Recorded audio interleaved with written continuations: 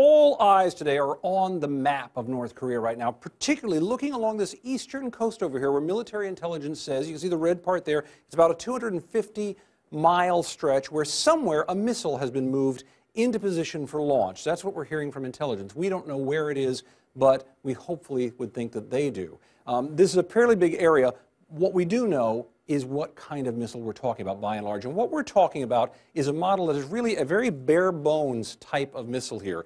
This is called the Musadan. It is believed to have evolved from a missile that was used by Russian submarines. So you can see how this profile would fit well for a submarine launch. There's also a variety of this that is used in Iran called the Shahab missile. It's generally pretty reliable, although the variations on this can be very wide. Let me get rid of the model here and bring in the stats, and let's talk about that for a moment or two.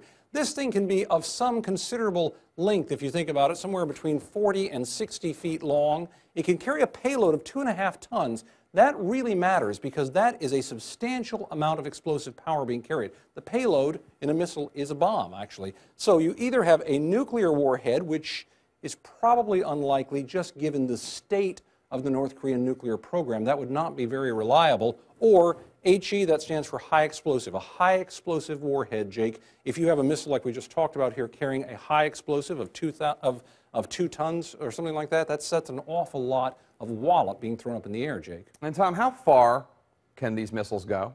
Yeah, that's a really great question. It depends on the variety of the missile we're talking about. I'm going to bring in some stats here on that as well. If you look at a map and if you say this is a two-stage missile, they can be one stage because, as I mentioned, there are many variations on the Musadan.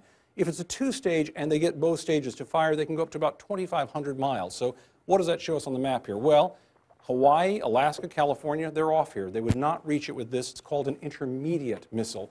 But places like Guam would be in the target zone, so would Japan, so would South Korea. And as you mentioned, Jake, there are tens of thousands of U.S. troops and assets in those areas.